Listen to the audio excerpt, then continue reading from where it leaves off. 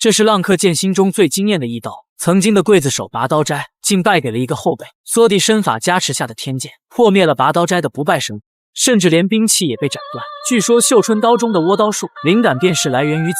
下面请跟着学徒的解说细细品。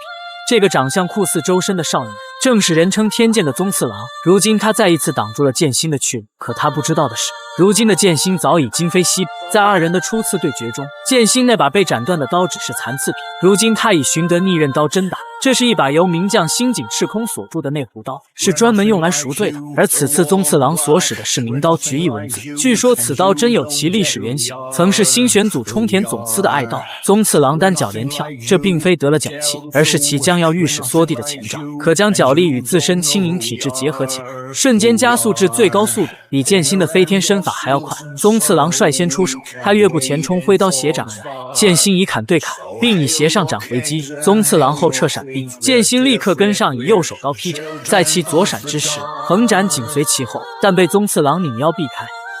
斜上斩、劈面斩、回身横斩，剑心向右侧俯身闪避，并顺势挥出一刀撩斩，宗次郎立刻前移避开，同时蹬墙借力，拧腰飞身横斩剑心，右斜斩、左斜斩。宗次郎在佯攻一刀后迅速贴身，不待剑心反应，立刻向左绕背，并再度蹬墙借力，飞身朝剑心劈斩而来。剑心迅速回身，并立刻举刀格挡，勉强防下了这一击。宗次郎身法灵活，若是对手跟不上他绕背的速度，必会中刀败亡。宗次郎攻势凶猛，丝毫不给剑心喘息之机。剑心以一记贴地翻滚避开了其迎面横斩，而此刻宗次郎速度太快，已不及转身，他以左手搂住柱脚，并顺势以惯性回转身体。剑心未及拉开距离，宗次郎便以右攻到眼前，剑心一时颇显狼狈，进攻的节奏完全被对方掌握，他必须尽快做出调整。剑心以一记走臂绕至宗次郎后方，却不料宗次郎速度太快，在其刚一转身之时便已攻来，突刺、斜斩、转身横斩、正劈。剑心在俯身避开一记转身横斩后，立刻向前疾奔而出，犹如刘翔附体一般。宗次郎在后紧追，但速度更快，他腾跃而起，抓绳转身，空降在剑心身前，这便是缩地的威力。宗次郎笑意盈盈，出言嘲讽：剑心的速度不及宗次郎，若想取胜，必须改变战法。横斩，剑心通过贴身化解宗次郎的下路斜斩，随后立刻推掌拉开距离，并紧跟一记斜上斩。宗次郎向右闪避，并立刻挥刀横斩，剑心迅速前移闪避，同时出刀扫宗次郎下路，但被其跃起避开。正劈、横斩、突刺，宗次郎的摇闪很秀，下劈、一剑三连、回身横斩、擒拿。此处宗次郎应该是想夺剑心兵器，但被剑心扬手避开。宗次郎顺势改换右手持刀，拧腰回身横斩剑心下路。剑心在跃起闪避的同时回身横斩还击，宗次郎当即立刀防御，并顺势贴地向前突刺、斩腿、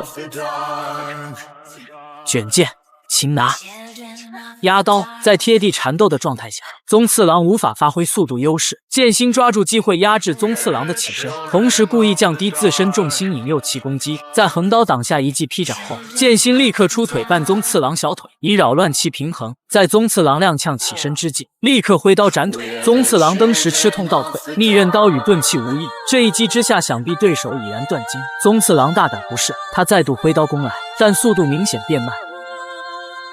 右腿侧踹，剑心瞄准宗次郎的腿部，接连重击，他再也使不出缩地。宗次郎满脸震惊，而剑心却道：